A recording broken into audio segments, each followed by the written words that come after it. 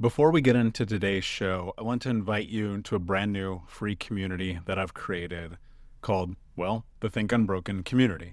If you are lost, if you're struggling, if you just need a little bit more support right now, especially with how crazy the world is, I invite you to come and join the free community, where not only is it a place to connect with other people, your peers, and myself who are on this healing journey, but I'll also be hosting a live monthly Q&A coaching session, again, for free. Communities for free, access is for free, one time per month coaching for free. All of this just because I really want to create a deeper connection and bond with you, the listeners of this podcast, who I appreciate more than I could ever tell you. All you need to do is just click the link in the description of today's episode, or go over to thinkunbrokenpodcast.com and click the link for community. Come and join us. I'll see you there. You're listening to the Think Unbroken podcast, and I'm your host, Michael Unbroken.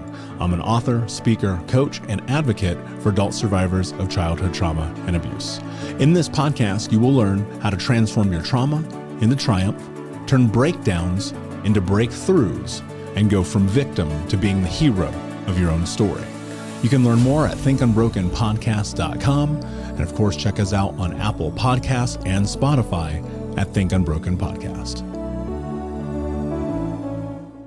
One of the things that we have got to reconcile in our journey is that when we are on this path of healing, healing isn't just the physical pain. It isn't just the emotional pain. It isn't just the spiritual pain. It's all of the encompassing things that impact us through our experiences and through our journey.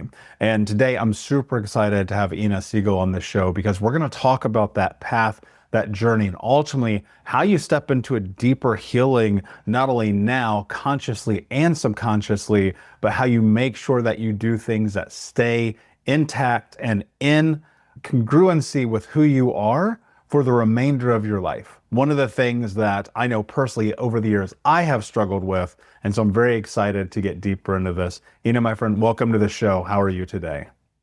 I'm great. Thank you so much, Michael. So beautiful to be here with you. Yeah, I'm super stoked on this. One of the things I'm curious before we jump in, because I know there's been tons of conversations, you've been on tons of podcasts. Why should anybody listen to our conversation today? What are they going to walk away with from what you and I discuss?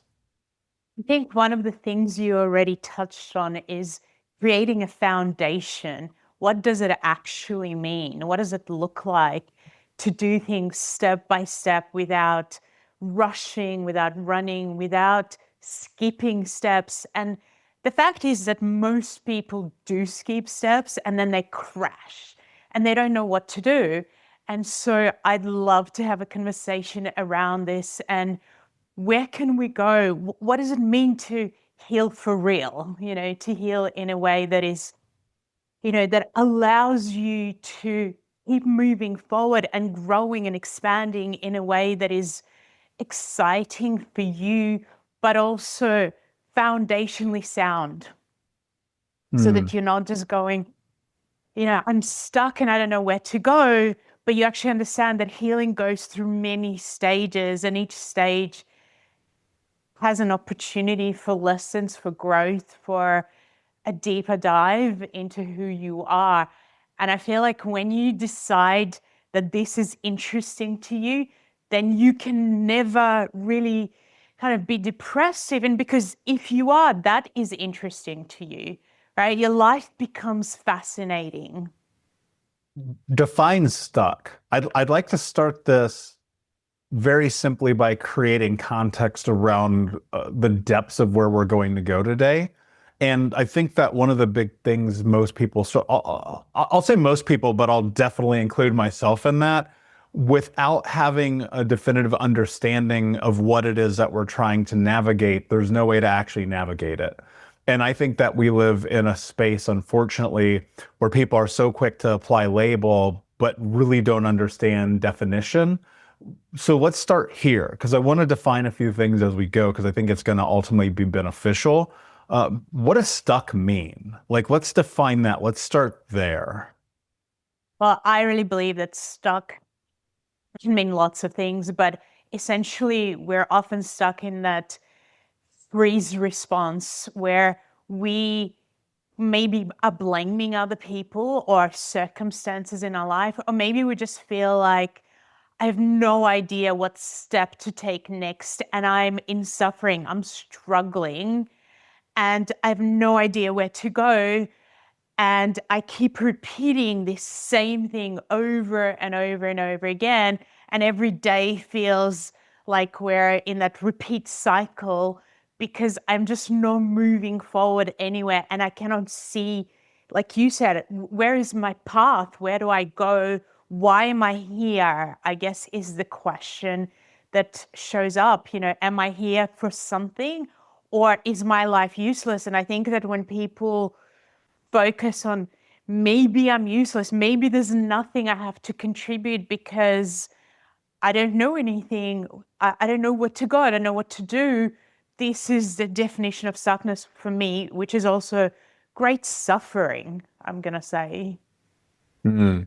I would agree with that. I think being in that place where you are uncertain about your next action is a tremendous place of suffering and hurt and loss. And, for me, when I guess I was 30, heading into 30, I just was looking at my life and realizing that it was so self-serving. There was nothing about my experience that led or lent towards being a benefit to anyone other than me.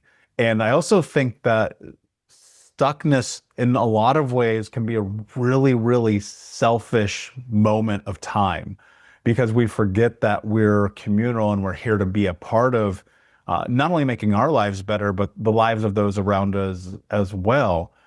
Here's what I think is so fascinating about it, though. It's not until you start to step into looking at your journey and your personal challenges do you actually see the stuckness, but then also the opportunity to serve. I'm not saying necessarily everyone has to, do podcasts, write books, coach people, but there are soup kitchens, there are homeless shelters, there are after school programs. There's so many different ways where I'm like, if you're stuck, go sit in the nursing home. Go see what it's like to actually be connected to another human being. But that's also much easier said than done, I think, for a lot of people, because often we need to rip off the Band-Aid. I know for you, a lot of your journey and your story, in a sense, is the ripping off of the Band-Aid, being like, I'm going to walk this path, I'm going to be of service. I'm really curious how you leveraged your stuckness to actually take those experiences to not only create these modalities that you have now, but also how you serve people on the backside of that experience. Beautiful. And it just remind me actually that my children, when they were still teenagers, one day my son took my daughter around various streets where there were beggars and literally sat there with her, and she was pretty young at the time, still maybe 12, and talked to them and connected. And I think that's so beautiful, in what you're saying as well. And for me, I feel like the journey is daily. It's daily connecting to myself and looking at challenges that show up and saying to myself, okay, I'm hearing myself struggle through something. Is there growth? And then how do I use that to inspire others? And that could be my children. That could be somebody I'd meet. My daughter said to me the other day, she said, Mom, one of my really close friends is really struggling with some intense health issues, and I don't know anyone else that I can talk to about this except you. Would you help her? And I was like, of course, let's explore. As I was going through my own journey, I awakened my capacity, I guess, to see into people and to see what causes them to be sick, what causes them to struggle. It's almost like I'm there to put all the pieces of the puzzle for them to help them, and also essentially to encourage them to figure out how to do it themselves. But, as I do, I can really feel this, I guess, this gifting to someone of, their journey. And I think I've heard you say this before, Michael. It's almost like my own struggles and pain and suffering that I've been through becomes kind of worth it, because I'm using that to really guide people towards their own understanding of who they are. Not just healing. I always feel like people kind of think healing, is about trying to get rid of pain, but so much of healing is about how do we actually grow in a way that we want to wake up every day full of something that, to me, that is spiritual as well. So I guess, I try in every way that I can to touch people, whether whether it is through teaching, which I do a lot of, but it doesn't have to be. It's just daily for me. It's something that I live daily. Yeah, I love that. And it's one of those things too where you have a decision to make whether or not you go out and you attempt to make the world a better place than it used to be. And it's not that we have, I mean, to some capacity, I do think that we as individuals have a moral obligation to be of service, especially if we have been able to overcome. And then the other part of me is like, you have no responsibility. Do whatever you want. That's the best part about being a human. Maybe just don't make the world shittier. It's like you don't have to necessarily make it better, but if you could leave neutral, that probably isn't the worst thing in the world.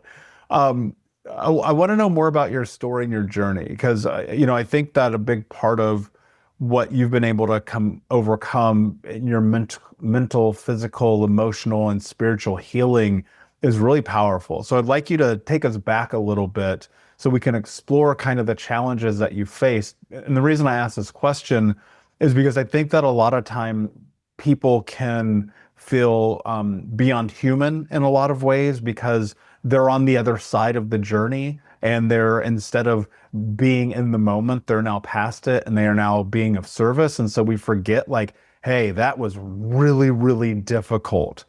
What was that like for you? Because I really just, I want to bring you down into a really deep human level for a few minutes and explore how difficult the journey was for you. Not to pander to the experience, by the way, but just so that we can understand the baseline and the frame of where you come from.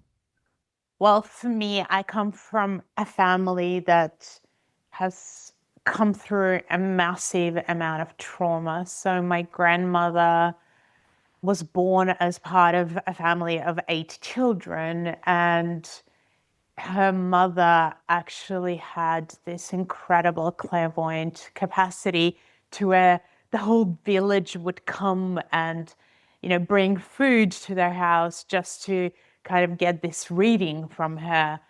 And when my grandmother was 12, her mother said to her, I need to have a conversation. The war is coming. I can see it. And unfortunately, I'm not going to be here much after the war starts, and neither is any of the other children. You're the only one who's going to survive in the family, and so will your father, who's gone to war, and I'm going to have to hide you so that you are, that you survive. And so my grandmother was hidden from different people. But then when the Germans kind of showed up, her mother and all the children were gathered except her brother to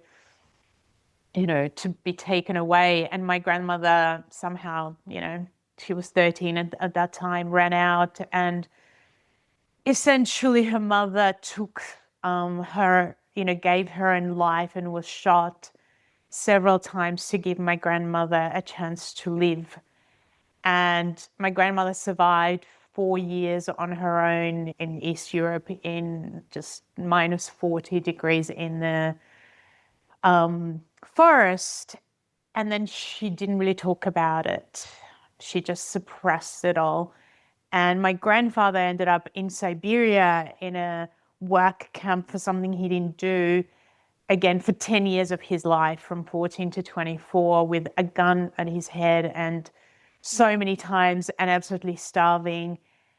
And when I was born, I was one of those children, and I think many of us are, but I definitely was this, kind of sponge. I would sponge anything that wasn't processed, that anything that was in the environment that people hadn't dealt with, and I would somehow pull it into myself.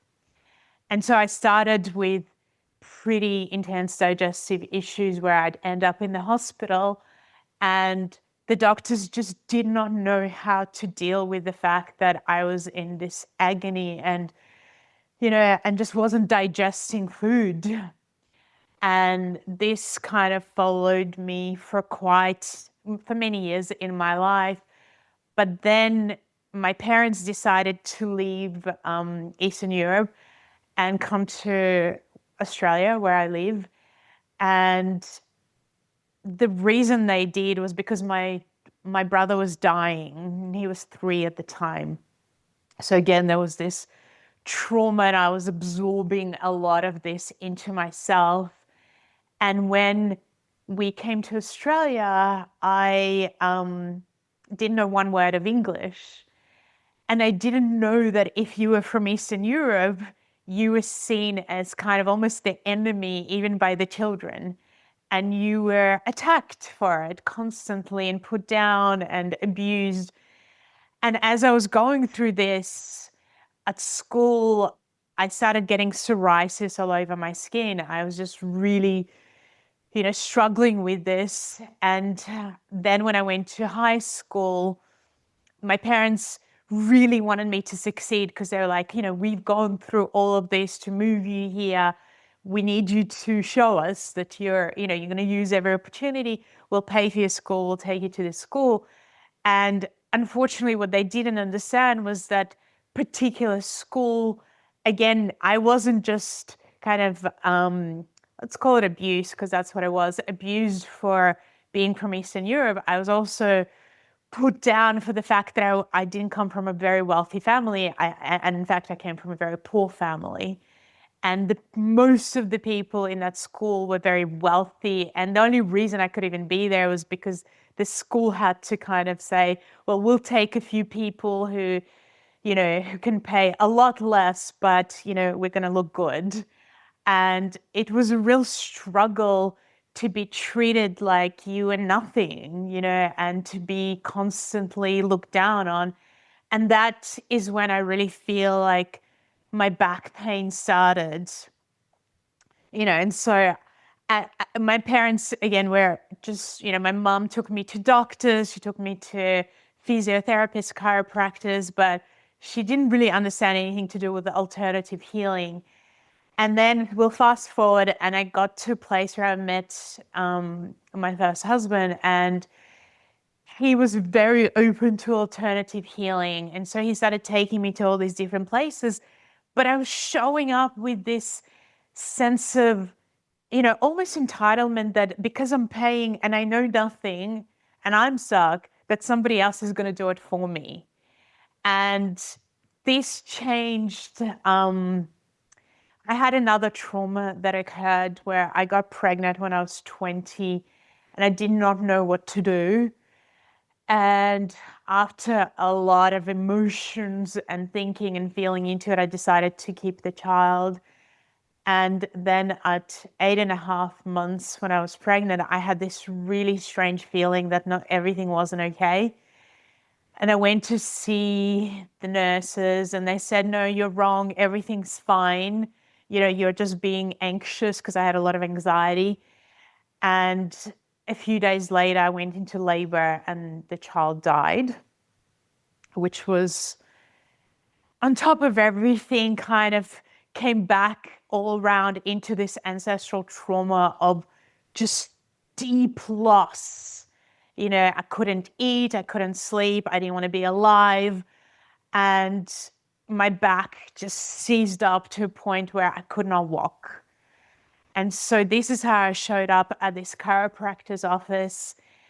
After seeing him for some time, I was so stuck. I did not see a way forward. I didn't want to move forward. I didn't see what the point was. And when I showed up with this attitude again, with that way of feeling at his office, he just said to me, Inna, your body's stuck.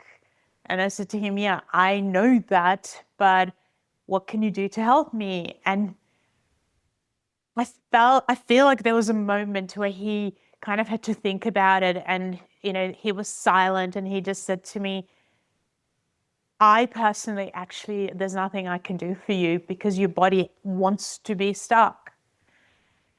And that was my life-changing moment, because when I went home, I was, oh my God, I was enraged. I came in, I didn't want to be there. I didn't want to be alive. I was so depressed. When I went home, I was enraged.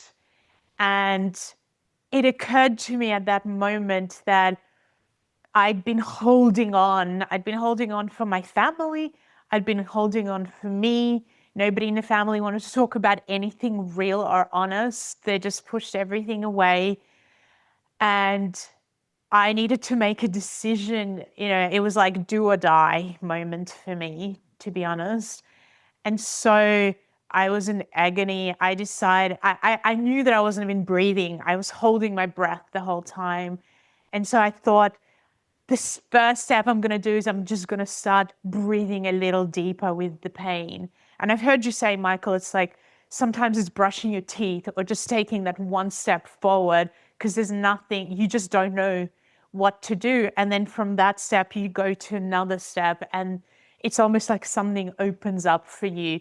And for me, as I was breathing into this pain and I had my hands on my back, it just occurred to me that maybe I need spiritual help. And it was very difficult and painful to even think about that, because there was a part of me that blamed what happened with this child on God, on the spiritual, because I kind of thought, well, how can you do that to me? I trusted, and this trust has been broken. I don't know how to even trust, but I'm going to ask because I don't know what else to do.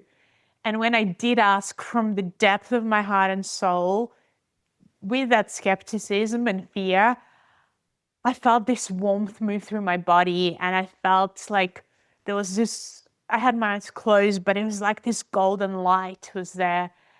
And at that time, it occurred to me to ask, for whatever reason, can I see into my back? What would that look like? And in that moment, it was as if somebody switched the light on, and I could see my back as if I had this X-ray vision. And I asked why, but not from the victim for the first time in my life, but from really, really wanting to know. And everything that I just spoke about flashed in front of my eyes. My grandparents and what they've been through, the schools, the trauma of loss. I was feeling through it. I was crying. I could feel an unwinding, because I finally could understand what this was about for me in a deeper way. And in that unwinding, I fell asleep. And the next day when I woke up, about 70% of the pain was gone. And I knew something different had happened. I knew that I was out of stuckness. And so I thought to myself, I'm going to work on just connecting to myself and discovering, because that's all I could do.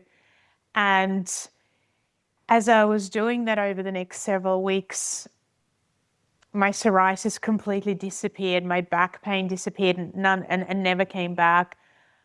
My anxiety went right down, and my digestive system improved dramatically. And I realized that I could see into people's bodies, not straight away, but over time. And I went, okay, I'm going to have to work with this and use this, to help others, because that's my purpose now. Yeah, that's quite the story. And I appreciate you sharing that. And that's the reason I wanted you to, is so we could really create some context about your experience. And when you're speaking, so many things ring true to my own story, right? That we absorb this tremendous amount of energy. I certainly, and I didn't realize it until I realized it because that's how life works. I'm very empathic. I can read people. It is a superpower. It's something that also was a survival mechanism, but I can look at someone and experience someone for a very small period of time, and I can understand what's happening with them.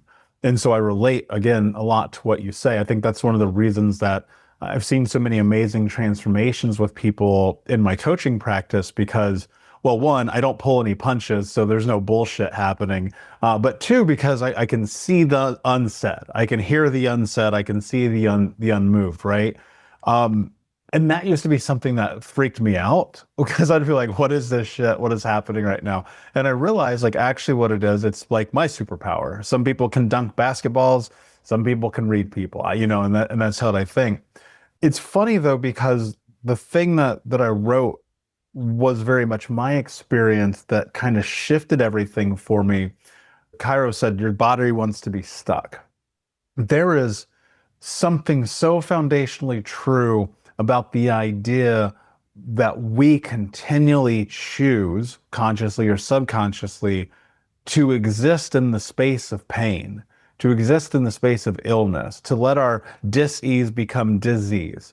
And I think a big part of that is innately as humans, and I've been trying to solve, we're years and years into this podcast, almost 1,000 episodes. I've had conversations with hundreds and hundreds and hundreds of people. And the one thing I'm always trying to figure out is why do we as humans, for whatever reason, find some kind of sick pleasure in our own suffering? And it's weird to me that we can sit in front of it, we can see it, we can feel it, we can touch it, taste it, smell it, and yet we still are just in it. And you're like, holy shit. And I asked myself this question. One of the things that has pulled me out of the stuckness many times over the years, it's like, what are you doing, man? Like, what the hell are you doing? You're going to keep letting this be your life? But it's so much deeper than that because it's rooted in us. It's generationally rooted in us. It's in our DNA. It's in our paradigm. It's in the architecture of who we are as people. But I want to go a little bit deeper because I know people who are listening could be suffering right now with pain and illness. Can you talk about a little bit more about why pain and illness shows up in different parts of our body? And is there any indication about where it starts?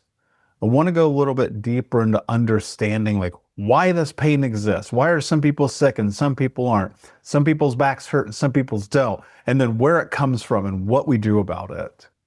So it's almost like everyone that is born, maybe as a concept, to have a superpower that you're talking about, we need to have a weakness inside of us.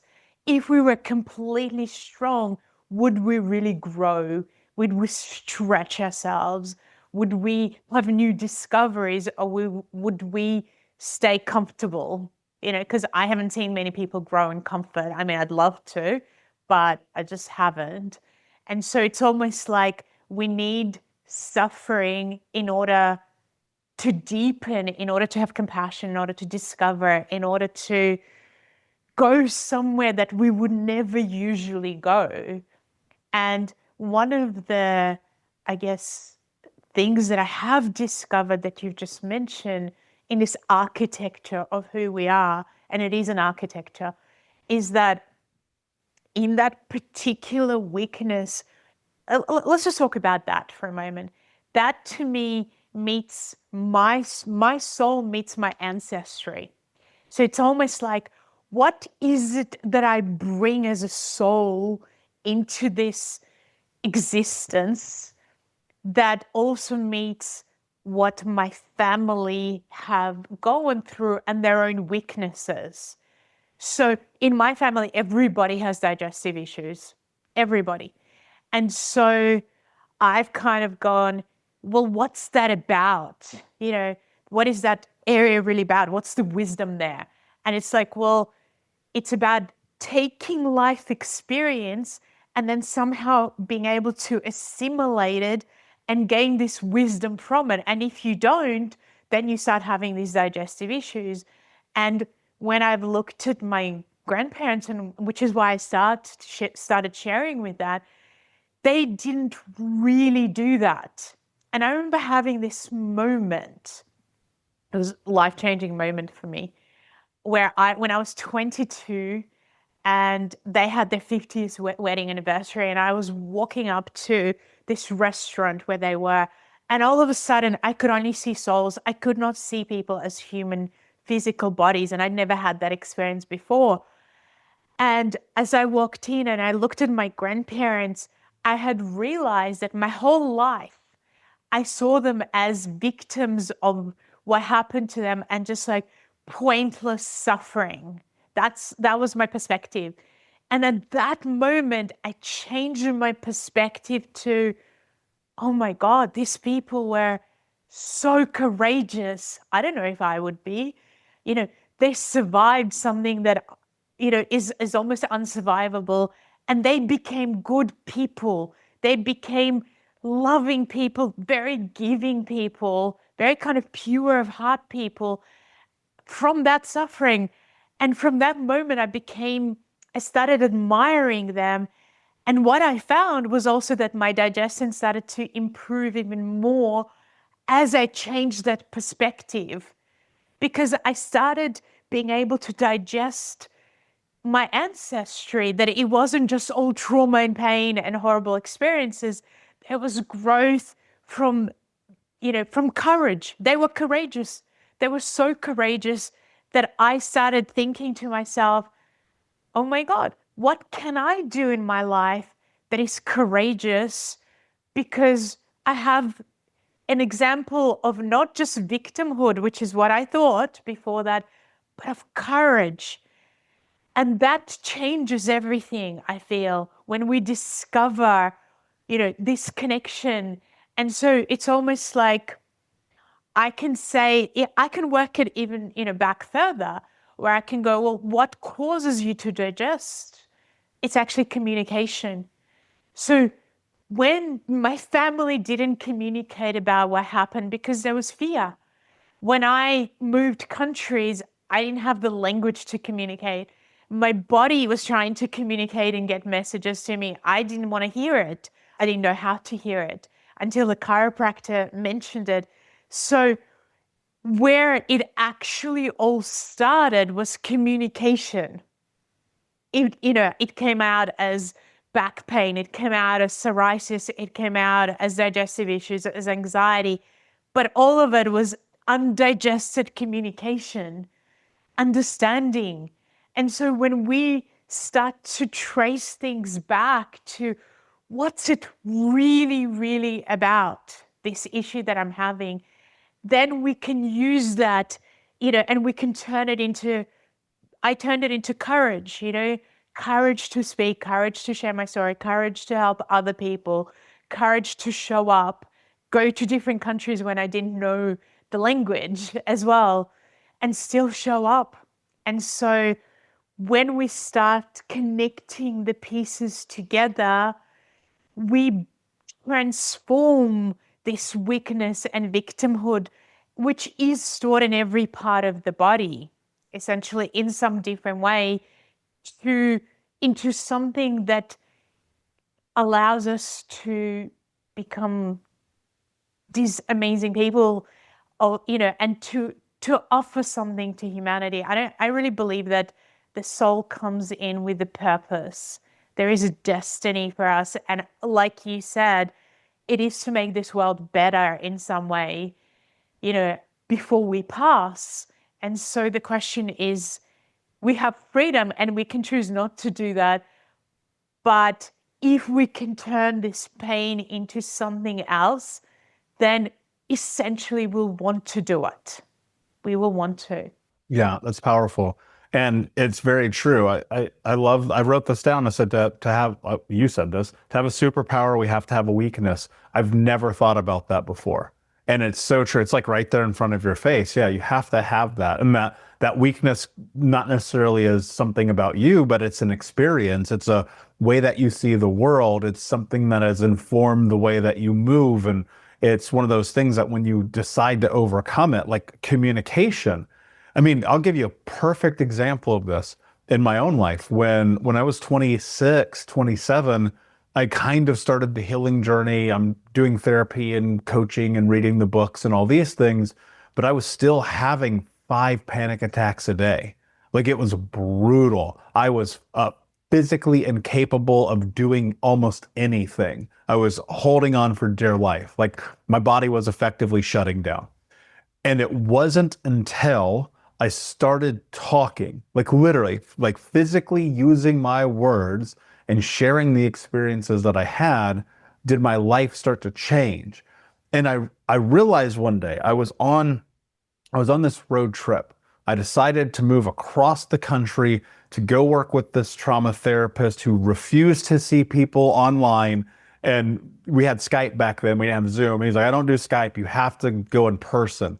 And I was like, well, I guess I'm packing up my whole life into this rental car and I'm going to go across the country. And so I'm on my way, and one night I stop over in this hotel in the middle of nowhere, Idaho. And I'm like dead broke. So it's the cheapest hotel you can imagine. I'm like literally sleeping on top of the blankets in my clothes because it's that bad. And as I'm laying there, I realized one of the reasons why I was having panic attacks is because I was a liar. And lying, again, oddly enough, was a superpower. Because what does lying do for you? It gives you the ability to navigate circumstances out of your control, right? Especially when it comes to your potential physical harm. And so I learned to lie to keep myself safe, which so many people do. One of the very first things I always address with my clients is I say, you got to be honest. We're not allowed to lie anymore, no matter what. So the craziest thing ever happened, believe it or not. I stopped lying. I started telling the truth. The panic attacks went away. And I went from 5 a day, and that is not an exaggeration. I was crippled by it. I went from 5 a day to none. And in the last 10 years, I've probably had 2, right?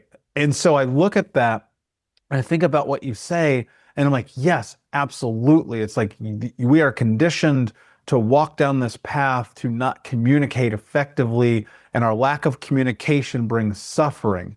And so I'm wondering, are there indicators, right? Because I look at us as human beings, and we talked about archetypes, architecture, which we'll get into a little bit more. But I look at us from a physical perspective, like we are hemispheres, right? As humans.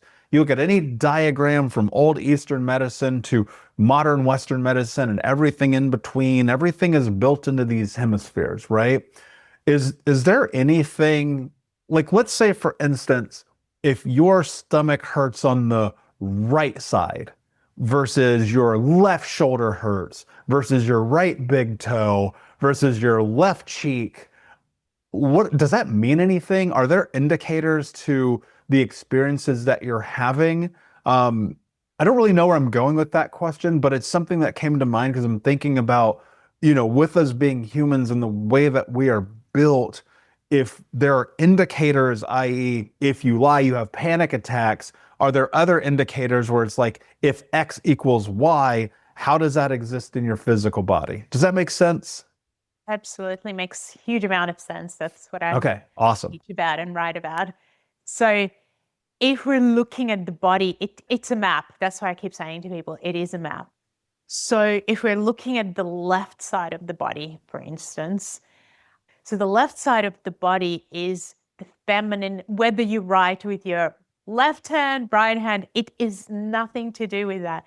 It's actually to do with the fact that your heart is, more on the left side of your body. And so whether you're a man or a woman, it doesn't matter, because this is what the feminine part of you is talking about. And Jung spoke about this. It's all about your inner self. It's about your feelings. It's about how you personally experience life and how it impacts you. Is the left side of your body. It's also your ability to use your talents in a creative way. So not necessarily actually taking action yet, but recognition, nurturing of the talent, embracing of it. It's how you show up in terms of flavors and colors that is completely different to anybody else, or how you shut that down. And, I love archetypes because and metaphors, because they really literally show us things. So I feel like most of us are born into this castle that has all these colors and all these aspects of us that is about our feminine. It's about, why am I unique? What do I have to bring to this world that is so potentially vulnerable and different and refined and, has never been here? And that is that feminine, and it's part of this castle. But because it's so vulnerable to be that and to step into that, what happens is that we spoke about this, we're so affected by everybody, especially in our family. So what we do is we go, oh, I'm not allowed to express myself in this way in this household, and these people don't. So I'm going to copy them, and I'm going to shut this part of me, away for now, maybe forever, but maybe just for now, because these people don't allow, let's say, truth, ruthless honesty is what I call it. So they don't allow truth. They fake it. They pretend. They play games. So I can't be me. So I don't even know me. I'm just going to shove this away, and this color and this color. And by the time, as you were saying, people get into their early 20s, it's almost like we are living in this 2 or 3 bedroom apartment, and we have massive anxiety because or depression or whatever it is, because all these different parts are banging on the door, but we don't know how to open the door. These are all a creative, this is me, this is who I actually am, and I'm not like you or anybody else. And so that's the feminine. It is very intertwined with the mother figure, I'll call it, because anybody, it doesn't have to be your actual mother, but it is the people who look after you the most. And it impacts in particular, in the first 7 years of life, your reproductive system is impacted, and your sexuality, and how that's going to be expressed later in life, and whether you're going to be healthy in terms of your whole reproductive system, or you're going to be unhealthy. And it impacts how we talk about all these attachment styles. Where do they come from? They actually come from very early on, and how you develop, and whether all the stages of development, was there any understanding? Was there real support, or was there kind of, so many issues in the family where the mother in particular was paying way more attention to what was going on with her, maybe her husband or somebody else in the family, than the children. And so this creates addiction. This creates so many challenges, that we then have to deal with, but they become subconscious because in the first 7 years of life, we're actually developing the physical body, and we have subtle bodies. And the mother has this etheric body, which is the life body that we're part of, or the mother figure. And so this life body contains all her or his, but essentially this person's traits that we are pulling in because we're a sponge and we don't have any protection for ourselves. And so essentially what your physical health is going to be like is what happened in that first 7 years of life, and who was looking after you and what you took on from that. But in particular, it's going to affect the reproductive system and lower back and hip area and legs potentially. And when, and this whole area, this left side is all about what is my relationship with the feminine. It is, whether it's feminine people, my own feminine, my ability to express my feelings and tell the truth of how I really feel inside, or my lack of capacity for it. My ability to hold my talent and show up courageously or to hide it. My ability to nurture myself or not to, my ability to listen to my body or completely ignore everything and keep pushing past every limit that I have. That is the left side of the body. And it is definitely connected to our relationships with, the most important people in our lives that are feminine, in particular, our mother, potentially our grandmother, potentially your partner, if you're, if you have female partners, your daughter, if you have a daughter. So all the most important feminine people and how you relate to them. And also when you were younger, whether you were masculine or, male or female, essentially, how did you see that feminine being expressed? Was it being expressed in a soft, loving, gentle way? Or was it harsh, rejecting, disconnected? And again, you're going to pull that in and it's going to affect your body, but also your soul and who you are. And then when we go to the right side of the body, which is the masculine, this is about my gift to the world, like we already spoke about.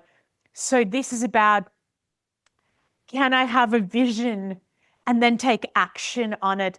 Can I see a structure of where I need to go step by step? And can I use potentially this feminine emotion and feminine creativity to keep going when the emotion, right? When that emotion of the moment of excitement is no longer there, the masculine takes over and goes, I'm going to keep going because I can see the vision. When things don't work, when things are breaking down in your life, when things are, difficult, the masculine is the one that says, I'm going to make a decision and I'm going to keep my word. I'm going to keep my agreement. I'm going to keep going. But only, again, if either you saw that from your father figure or you develop it in yourself consciously because life is just so hard and you turn the victimhood around. And so the masculine is about, can I move forward every step? Can I see the vision? Does it become clearer? How do I give my gift out to other people? How do I contribute? What is it, that I have to contribute? What is my legacy? What can I leave when I'm gone? All of these questions are on this right side of the body. And, if we do it in a way that is step by step without overdoing, over pushing, then we have a lot of life force that comes. But if we push and force, this is where I start seeing, and I have seen it over the years, hardening that happens, and in particular in the chest area or the liver. So there's two very, very interesting areas. So for a lot of, if you're in the female body and you push and you force, you might get a breast tumor. But if you are in the masculine body, you might, and it gets too much, you might start drinking alcohol a lot and you will affect the liver because the liver is that organ of movement, right? And digesting things and assimilating. And when you can't, and when you've been put down over many years, let's say by your father or, important masculine figure, there's rage. There's rage that occurs inside, which is the liver and gallbladder.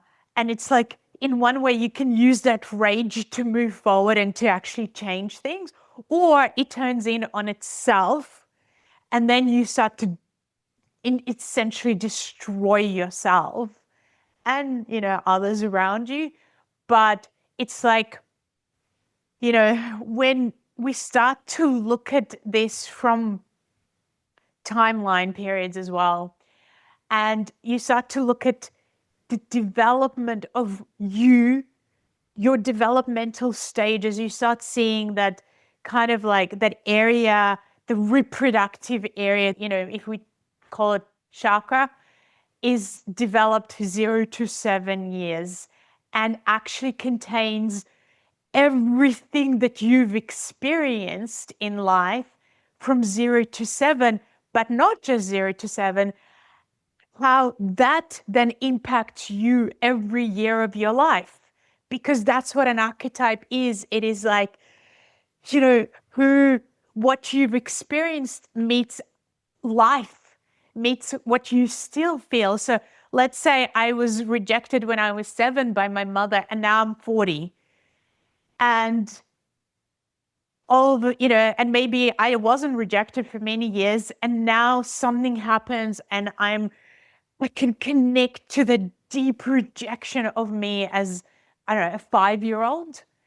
So my 40-year-old now meets the 5-year-old in this archetype and can start creating reproductive issues because there's a seed there already of what actually occurred when I was younger that can grow, or in whatever way it can be nurtured back into health if it's recognized, and the word here is connection and recognition, or it can absolutely create havoc with my hormones, with my reproductive system, potentially lower back pain. And until I start creating these connections and see them as pieces of the puzzle that are being put back together, I'm going to suffer and struggle. That, I think, is a ton. I mean, you basically just gave us a masterclass. I literally just took like 4 pages of notes. Two things come to mind. I think they apply to both. One of the things that I hear is that when you're not living into whatever feels true for you, you will see the onset of whatever issue it may be. 2, I hear, well, if you force or push it, it also will lead down this place of discomfort. Okay, so both of these things hold true. Both of these things, if you don't do the thing, but then if you push the thing, there's problems. How do you navigate not pushing the thing and allowing it to exist while also not ignoring it and pretending to be someone else? Ultimately, the thing that I see here is getting to this place of equilibrium and truth. So how do you do that? Because I think ultimately, like, that's the crux of this, right? It's a kitschy word. I know it exists everywhere, but authenticity is like the buzzword of the 2020s, right? But I also know that not being true to yourself is one of the worst things that you can do, i.e. being a liar. I associate not being true to yourself as in being a liar. Not being true to yourself means not being vulnerable enough to actually speak your truth, to lean into the reality that you want to create, to be the creator. It also means that if you're pushing and you're not following the path and you're forcing, again, you're again in authenticity. And so we have these two things that both compete with each other, but are also the necessary element to actually building a life that works. So how do you actually like do it? Like, if you were to break this down and we were looking at it, I mean, is it just telling the truth and doing the thing? Sometimes I think, like, the old acronym, keep it simple, stupid. Like, that's when I hear what you just laid out to us. I lead down this path that goes, well, just fucking keep it simple. Tell the truth, do the thing that you want to do. But you and I both know life is not that simple, especially for people with complex trauma, especially people who got fucked up, right? So how do you navigate this? How do you navigate this with all of the things happening in the world? How do you get to that place where there's equilibrium and balance in this experience? I think step 1 is you got to slow down, and you've got to make a decision that it is, again, it is a little bit cliche, but this is a journey, and that you've got to make a decision that you're not in a race, and that you don't need to skip steps, right? Because I feel like what happens, why we do force and push everything, is because we don't know how to sit with something. and we don't know how to be in that discovery of discomfort, so to speak. So it's almost like in the discomfort, it is also very layered, right? And each layer presents something powerful and potentially profound to you. But what we want, and this is something I have a real issue with, is we want to go to that, like, let's get to the root cause and then it's all over because I don't want to be here. As opposed to, well, I don't believe in root cause. I believe in foundation, that there's foundations that were created. And from there, everything's become layered. And each layer is basically saying to you, the only way you can get to your so-called root cause, or the real foundation of, what was created, is by sitting with this one and not needing to force it, not needing it to be something different. And that is our biggest challenge, because we're so uncomfortable with that, because we just go like, where's the change? I want the change now. I'm not seeing the change, so I must be stuck. As opposed to, okay, so I'm writing a book on this at the moment about these different stages of healing, and that in each stage you may feel stuck in many of these stages, but by recognizing what's actually going on and where you're at, you can move through each stage with, let's call it gracefulness in some way, because rather than judging yourself and guilt tripping yourself and saying, oh my God, I'm in the wrong place, you actually start talking to yourself in a way where you go, I am in the place where I need to be, and that's okay. But I'm curious. I'm curious to find out what this layer is and really discover it, and then go to the next one and discover that and go to the next one. And this is where I learned about how to work with archetype. Because what happens is, obviously, when you're in these layers, you feel a lot of emotions, and emotions are hazy. Like we're very good with understanding thinking. We're not very good with understanding where feeling comes from, or will, right? We actually don't really know it very well. And so because feelings are so hazy, we kind of go, okay, but I felt this feeling. And what I say to people is, well, hold on a sec. If we're going to start to get more subtlety into it, then we realize my anger in my heart is not the same anger that I feel in my solar plexus, is not the same anger that I feel in my liver. They're not the same. They're bad. They have different storylines. They have different experiences. They have different layers to them of my perspective of what happened, of why something happened in the way that it did. And that perspective actually keeps you stuck, or it keeps you moving. And you cannot just mentally get this, right? You can't just jump and to it and go, I think my perspective is this. You have to discover it. And essentially, the way that I found is to create a structure around it, and to create, to go, so if I have a feeling, I'm going to have a thought, I'm going to have a perspective. If I have a thought, feeling, and perspective, I'm going to have a story. And potentially not one, but many, because once I've created, so this is what people don't get, I've created this seed of, or it was created of trauma or a difficult experience. Everything that happens to me is colored by it and is built on top of that. It's not like it's different. It's that on top of, and so these are the layers that become an archetype. And people say to me, well, I don't want to go back into trauma and remember it. And I agree with that. We don't necessarily want to re-traumatize ourselves, but we need to understand what is the perspective that you're stuck in, what is being held. And if we can go, okay, by seeing the body as a map, we can break it down and go, okay, my archetype of 0 to 7 is the inner child. However, this is also an area that we use, to co-create our reality in a way, and also to express sexuality. And so I've looked at it and I've gone, well, what's an archetype that's connected to this? And to me, on the shadow, it's the prostitute archetype, which often comes in after the age of 18, around that, comes into you, because it's also about telling the truth. Am I going to do what my parents or my family expects me to do? Or am I going to choose to do what I want to do?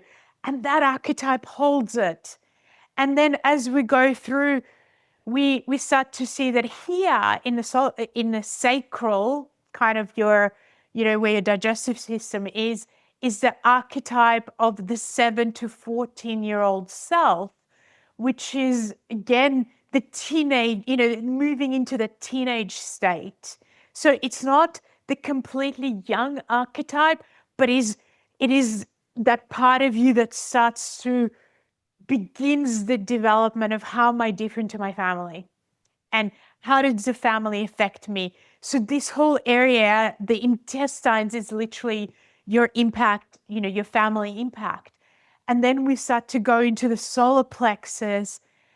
And this is where we have the archetype and the voice also of the victim meets our victorious self, meets I can either spend my whole life being in the victim in my kind of my gut, or I'm going to keep choosing to turn it around. I'm going to keep choosing decisions, because when you tell the truth, you have to make decisions that are very difficult, right? That's why we don't tell the truth, because it's not just the telling of the truth, because once you tell the truth, you can't untell it. And then it actually moves into the will. You have to act on it in some way. You cannot just sit with it and do nothing. And so this victim meets victorious is then going, either it holds you into where you are at and makes you continue there, or it says to you, no, you can do this and you can change your perspectives, and this is how. And every part of our body has this and is connected to a time. And that time gives us a lot of insight of how to work on ourselves. That is also powerful. And there are so many layers here and so much more depth that we can go into, but I don't want to overwhelm people beyond where they might be already. And I have a feeling if somebody's listening and overwhelmed, you should listen to this episode again, and then do what I did and just take pages and pages and pages of notes. Because like this to me is learning. And I think that so much of it is in the learning, and so much of it is in the really recognizing, a great way to phrase the journey. I want people to be able to connect with you, to learn more about you, to learn more with you. Where can folks find you and do that? So the best ways to connect to me is to go to my website, which is innasegal.com. And on the web, as you're navigating the website, firstly, definitely put your name into, and send us an email in terms of our email list, because we're constantly sending things out, from parts of my books to something that I'm thinking about and discovering, to podcasts like this, to, it could be a card of the day, just to kind of shift your perspective.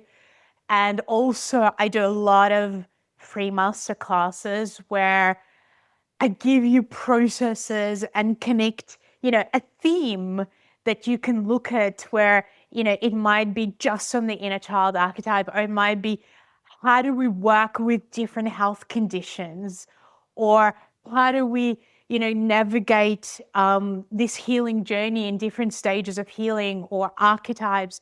So there are many free masterclasses that you can start with to really understand yourself, and taking your time with them and doing processes with them. So again, you will see that on the website, which is innasegal.com. And then I've written, several books as well that people can explore, and I'm sure I'll be writing more as I go. Amazing. Yeah. And guys, don't forget, go to thinkunbrokenpodcast.com. Look up Inna's episode, where you'll find all of that information in the show notes. My last question for you, my friend: what does it mean to you to be unbroken? For me, it's all about seeing life. I guess, I see it as a puzzle. So to me, it's seeing each piece of what we might judge as being hurt or even, wounded in some way and going, this part has wisdom. How can I learn from it? How can I grow from this? How can I strengthen from this so that, and I guess for me, it's always so that I can be one more of who I am, but also so that I can be of service to others in some way or form on a daily basis. And I mean it, on a daily basis, not necessarily, where everybody claps and sees you, but in all the moments where they don't, in all the moments where you're giving and nobody knows necessarily what it, like where it came from, but you can, because you also listen to your own self and you sat there with that hurt part of you and you brought it back to yourself, and that part that you may have deemed as broken before became your superpower, as you've said, and it grew because you connected to it. That's so true. It is a puzzle, and that's one of the most beautiful things about it is it can be solved and it can be healed and you can do something more. My friend, thank you so much for being here. Unbroken Nation, my friends, thank you guys all so much for listening. If today's episode brought any value to your life, please share this with a friend, because I can promise you someone else is trying to solve their puzzle. You can learn more about Inna at thinkunbrokenpodcast.com. Until then, my friends, take care of yourself, take care of each other, be unbroken. I'll see you. Thank you so much for listening to Think Unbroken. Please share this episode with someone who could use it and help us move forward in our mission of ending generational trauma in our lifetime. And if you would, please take 5 seconds to pop on iTunes or Spotify, hit that 5-star, leave a review, and you can also reach out to us on social at Michael Unbroken or at Think Unbroken. And of course, you can check out our YouTube channel at Think Unbroken. Thank you for being a part of Unbroken Nation, my friends, and until next time, be unbroken.